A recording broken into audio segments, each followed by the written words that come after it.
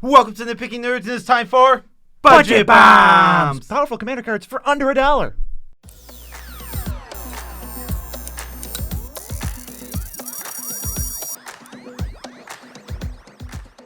I'm your host, Joe Cherries. I'm your host, BZ, and that makes us the Nitpicking Nerds. We're bringing you daily Magic the Gathering videos. If you want to support the channel, best way to do it, patreon.com. Go to the description. You can join everybody who's scrolling right now. Yeah, join those people, because you know what?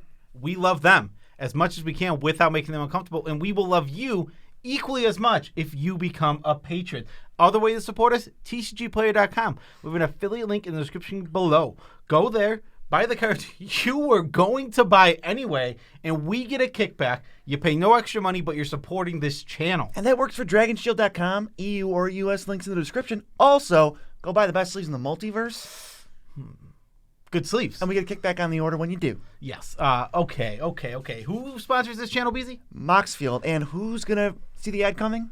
Nobody. Perfect, yes. Literally nobody is going to see it coming. And before we start, we got to wish a happy birthday to everybody whose birthday is today. Thank you all for watching, and happy birthday. So, Budget Bombs is a really simple series. These are cards that are less than $1, but they're going to be great Magic cards, sometimes on a budget, sometimes just in any deck. Yeah, these are all commander powerhouses. We're going to just get into them. We got like 3 per color, and we got a few colorless ones. Yeah, so let's start it off. White, obviously, we're going in Wooburg order. You know, that's natural. That's how Magic goes. That's Budget Bomb 101. Budget Bomb 101. It's Aven Mind Sensor, and it's only 64 cents. Aven Mind Sensor is a flash 2/1 with flying for 3 mana, and your opponents, if they would search the library, instead they only search the top 4 cards of their library.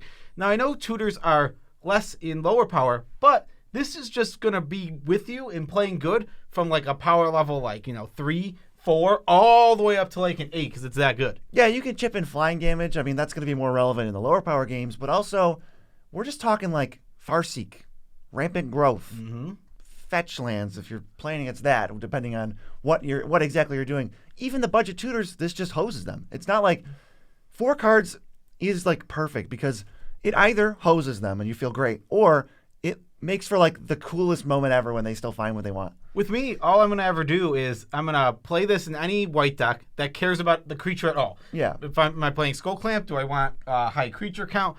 As soon as I want it, it's like, okay, now it just sits around and it's annoying, or I get somebody and it feels really good. It's a nice little hate bear that can basically counter a spell. Yeah, it is a little counter spell, though. It is. People feel good when they go, I got it, you idiots. That's cool. It's just so cool. But that doesn't make this a bad card, also. It's definitely not a bad card. Very good card. What's next, BZ? This is Budget Bomb history because Fellow to Retreat is 64 cents now. Pretty sure it was in a new Capenna deck. Yes. This is like an amazing card. It's 3 and a white for an enchantment. Landfall, either make a 2/2 or your creatures, all of them, get counter and vigilance until end of turn. Whew! This is like mid-rangey token value / win condition. This card does everything. This card is just very, very good, and I don't think it'll stay under $1 for long. I suggest if you want to Felden Retreat for 64 cents, you get it soon, because when the Capenna decks launch, or when any of these commander decks launch, a lot of the cards go down and stay down. The other versions of this card are not 64 cents. So I suggest if you want to Felden Retreat, now is the time to get it. Felden Retreat it's a staple of counter strategies. It's a staple of go wide strategies, token strategies. It's landfall. So many different types of decks take advantage of this card. And the fact that usually with an effect like this, it can be like, oh, I only get 2/2s. It's a little weak, but no, I can also go wide on my team. Or on the other side of it, it's like, oh, it's only putting counters. That could be weak. This just does both, and it makes up for it. It powers itself so that the other mode's good. It's like you make 2/2s, and then it puts counters on the 2/2s it made. I'll tell you right now, if this stays at 64 cents, it's going to be in every white budget deck I make until the end of time. Yes, for sure. Moving on to the next white card, it's Brisk Heights, which is a land, enters tapped. You hide away 4, so you look at the top 4, exile 1 face down under the land, and then the rest go on the bottom. And when you attack with 3 creatures, you can pay white, tap this, and just cast that spell for free. So on your second main, during combat, whenever, there's no timing restrictions. Yeah, all these cards fit into like similar types of decks. I think Felden Retreat and Brisk Heights go in a lot. Oh, yeah. A lot of the same decks. If you can afford a tap land, especially if you're in mono white, like you can definitely. Or on a budget. You can really afford this tap land. it's just going to be a free spell later in the game. Like, just play it on turn 1, 2, play it out early. You'll draw it late game sometimes, but even then, the next turn you untap, and you still get a free spell. It is trivial. You know what this is? What? It's mono white card draw. It is card advantage. It is definitely card advantage. But, so you get it for free. Like I said, it's trivial to attack with 4 creatures. 3. 3 creatures. It's even easier than I thought. For some reason, I thought it was 4. It's trivial to attack with 3 creatures in Commander. That's not hard. So any deck that you're going to put this in, obviously, it's going not only is it going to be trivial, it's going to be super trivial. And what's the cost of playing it? Cut of planes? I'll do that all day. That's 32 cents. Get in my deck. It's cheaper than a lot of planes. It is cheaper than half of planes. Let's go to blue. Blue. Yeah. First one is Fact or Fiction, which is 20 cents. 4 mana.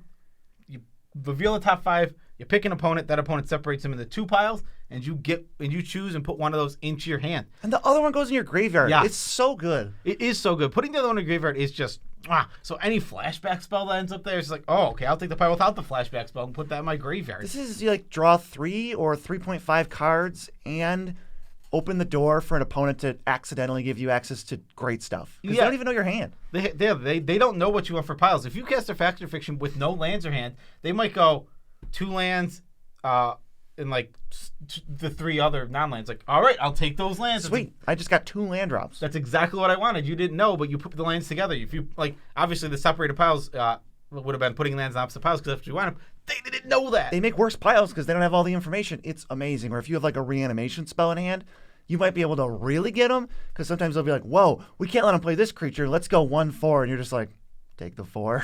Then oftentimes over everything else on top of this, there is no good piles. It doesn't matter. There's just bangers in one pile, bangers in the other pile. You can't put all the bangers together. You got to separate the bangers. They're getting some bangers. The bangers guaranteed. Bangers. Wow, what's next? It's Curse of the Swine. This is 44 cents. X blue. I feel like this card might be a little slow for higher power metas because 3 mana only exiles 1 creature and turns it into a 2/2. 4 mana hits 2, and then once you hit 3, I feel pretty good because you're just nullifying multiple threats. 2/2s even less relevant than 3/3s, and we're willing to give away 4/4s at this point, so no problem with the boar tokens. It's just solid blue removal. I think you need it in your blue budgets. Yeah, decks. You need it. You need it in your blue budget decks. I can agree with that. Curse of the Swine is one I'm not really high on, and I haven't played too much. Now, BZ's played it more than me, so I trust his opinion on it.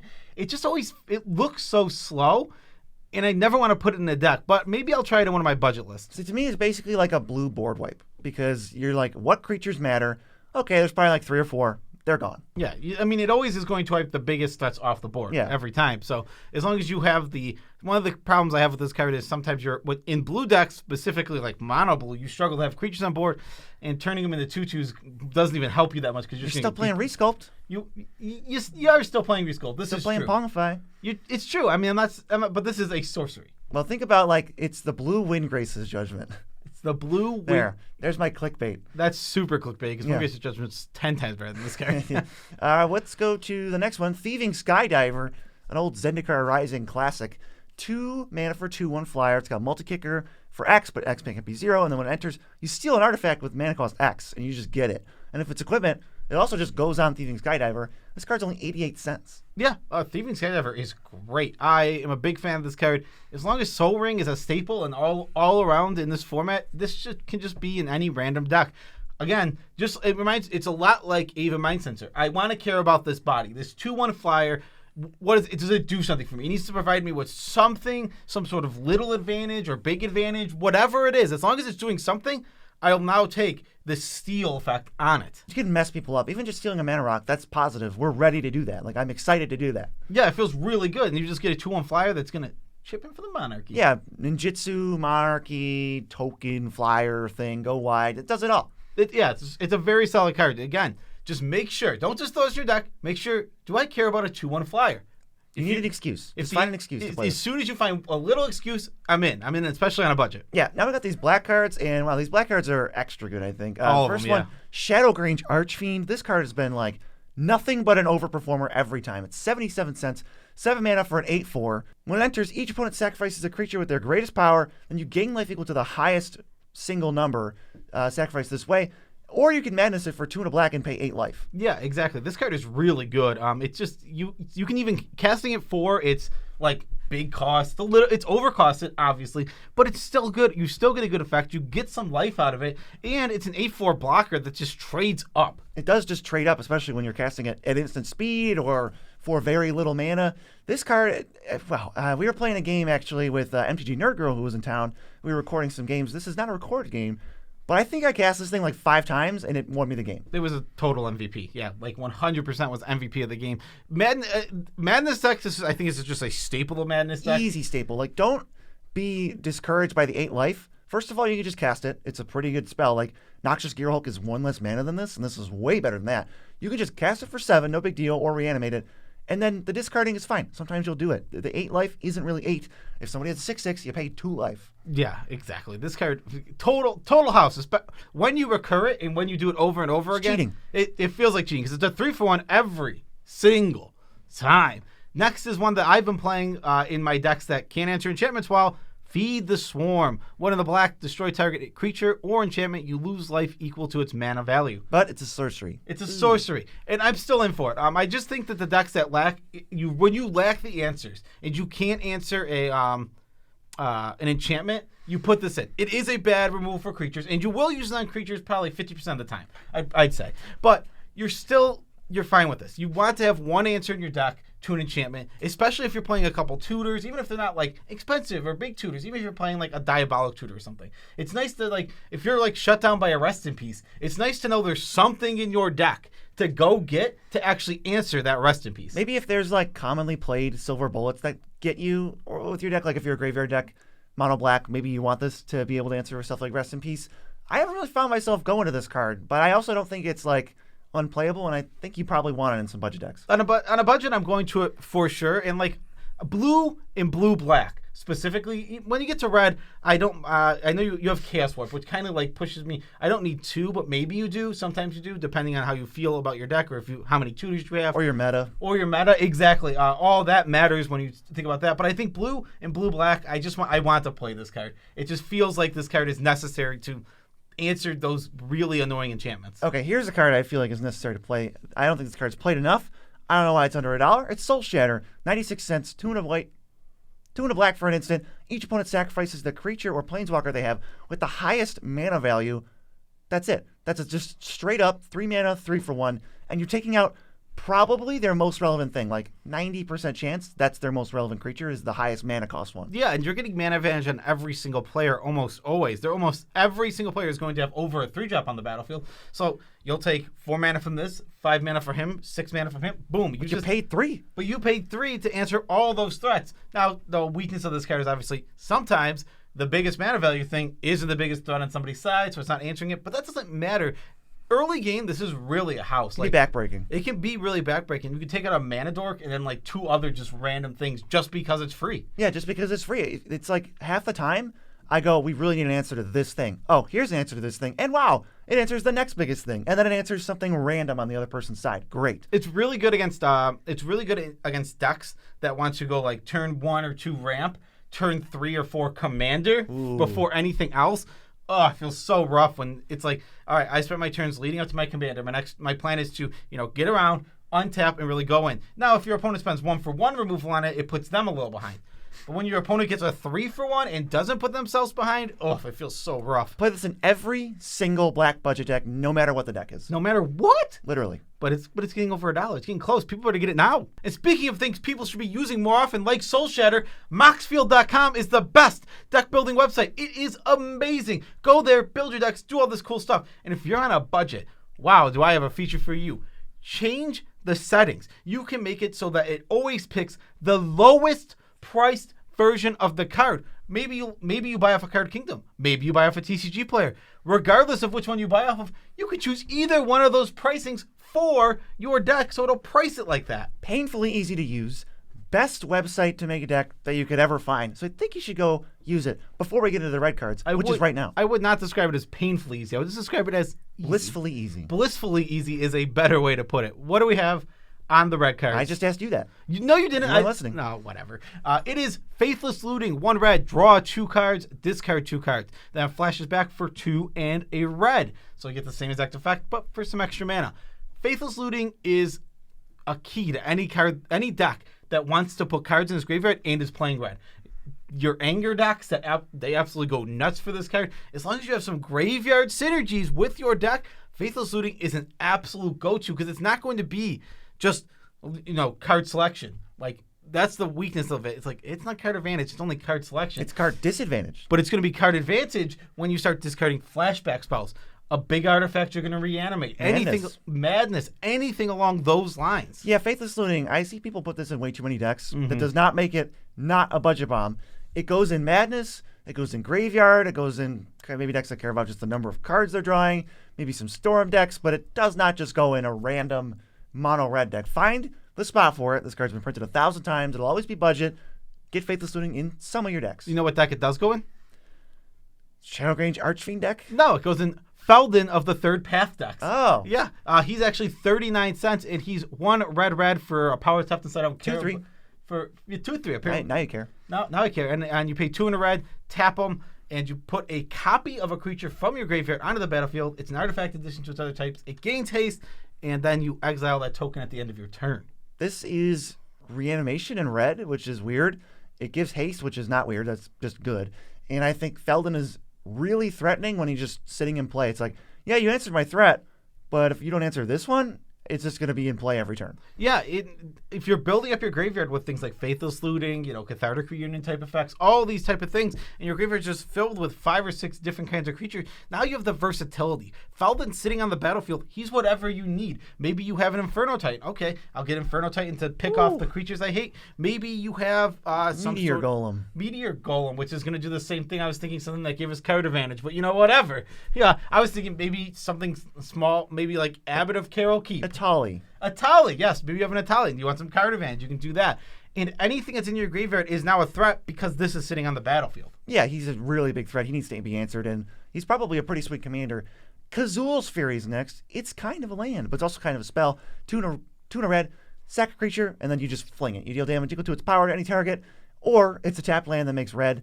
I think this is also pretty much a staple of budget red decks, assuming you can have a creature that its power is more than 5, which is most red decks. This is just a staple in a lot of archetypes. Borderline free roll, because it's a land. It's a land, yeah, exactly. It's a tapped red land. It's a little weak. I'm not going to put it in 3 or 4 color decks, but I am going to keep it in my 1 and 2 color decks. If I have big powers all around and I just want to start throwing, I think that a Cazoul's Fury could potentially be something that kills somebody with my deck. I am in for it. I love this card. I've killed many of people with Cazoul's Furies. Like, I love the just like, get in for a big attack. Okay, I'll block. All right, fling it, kill you. This is one of the best effects they've ever put on an MDFC because fling is like such a bad card 90% of the time because it can only ever just throw a big creature at somebody. So you need a big creature and you need somebody to be in a position where throwing it at them is bad for them. And this is like, nope, I'll take away all pressure and all worries because if you don't have that, if you're not in that situation, you got to land. That's a great point. Yeah, you don't want fling. It's so situational. You don't want fling most of the time, but fling is also a very powerful card when it is like one fling is good. It's great, and this, like you said, this takes away that risk and like you get a land most of the time, but sometimes you're just like I want fling and I throw my biggest creature at somebody. There's a lot of decks that would not ever play fling. That this card is great in. Yes, I do it all. I play Cazoul's Furies in decks that I would never play fling in. Yeah, let's go to green. Also some bangers in green. Evolution Sage is one of them. It's 62 cents, the price of SpongeBob's soul, I always say. It's a 3/2 for 3, landfall, proliferate. I think this is like the best proliferator in the entire format. Yeah, I would. Period. I would agree with that completely. If you're gonna play a counters deck, even on a budget, I start when I see that I can put Evolution Sage in my deck because I can. Obviously, I'm going to go ahead and put the Evolving Wilds. I'm going to put the all those cheap Terramorphic. The Capenna new fetches. The Capenna fetches. I'm just going to play all of those type of lands because I know I get extra advantage out of something like Evolution Sage. I put this card in my deck before doubling season, and it's 62 cents. I see this as a win-win, so get it in all your budget decks forever. Yeah. It's not doubling season, obviously, but it is very, very good. I still am questioning whether this card is better. I think you're wrong about that. I don't know. It depends. I've seen this card do a lot of things. I think the style of deck you play, it's better, but that's not the style of deck everyone plays. So next we have Evolutionary Leap at 29 cents. This card has been an overperformer. 1 green for an enchantment. Pay a green, sacrifice a creature, reveal from the top of your library until you reveal a creature. Put it into your hand. Put the rest on the bottom in a random order. It doesn't only it's not only green sacrifice creature, draw a card. You draw an action card, Yep. which is a literal creature. This card is really good, and you don't even need to necessarily have synergies with this card. You save some mana, leave 2 mana up, okay? Now a board wipe comes, all of a sudden you just refresh your hand, throw 2 of my creatures into the graveyard, and just get 2 new ones.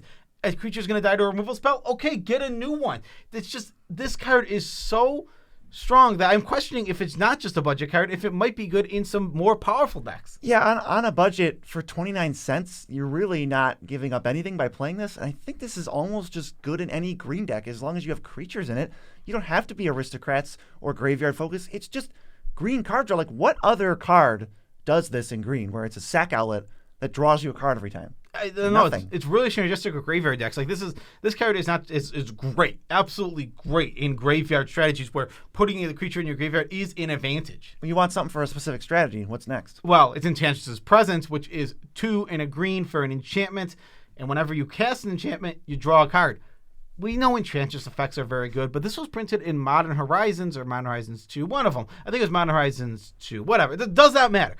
But it is extremely cheap now.